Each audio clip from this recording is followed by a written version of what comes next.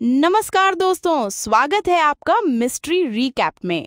दोस्तों, आज मैं आपको एक तगड़ी एक्शन ड्रामा और कॉमेडी से भरी फिल्म की कहानी सुनाने वाला हूं जिसका नाम है बिग ब्रदर। तो आप वीडियो के अंत तक बने रहिएगा क्योंकि इस फिल्म में आगे क्या होगा जानकर आप भी कहेंगे अरे भाई ऐसा भी होता है। और हाँ, स्पॉइलर अलर्ट तो है ही। तो चलिए शुरू करते हैं। फौजी से मास्टर जी बनने की कहानी। कहानी की शुरुआत होती है हेनरी नाम के शख्स से जो कई सालों तक अमेरिकी फौज में काम करने के बाद अब अपने होम टाउन हांगकांग लौट आया है। अब उसका सपना है शिक्षक बनने का। हेनरी अपने पुराने स्कूल यानी कि तक ची सेकेंडरी स्कूल में जाता है और वहां के प्रिंसिपल से मिलता है।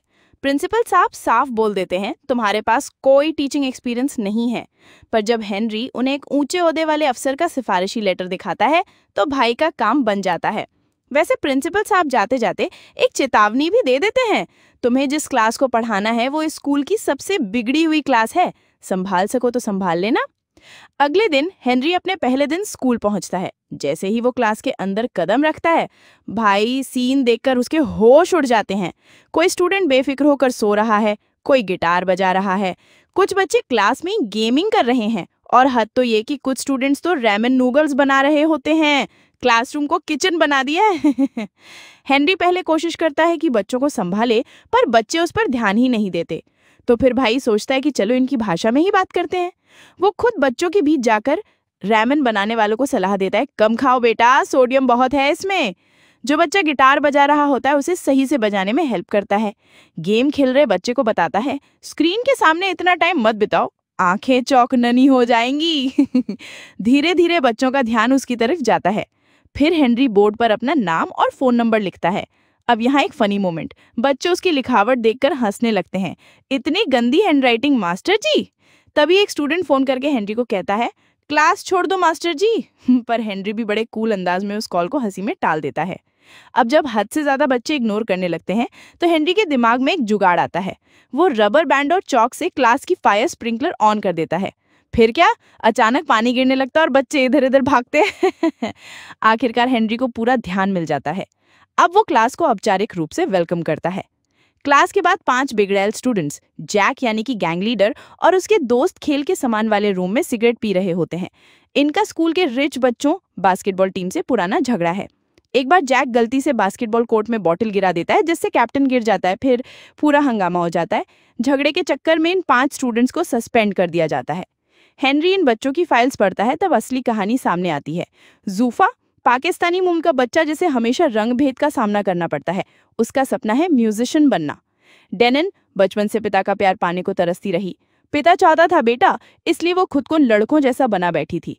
ब्रूस और क्रिस जिनकी मां घर छोड़ गई थी, ब्रूस नशे की गिरफ्त में और क्रिस गेमिंग में। जैक, इसका बैकग्राउंड कोई नहीं जानता है।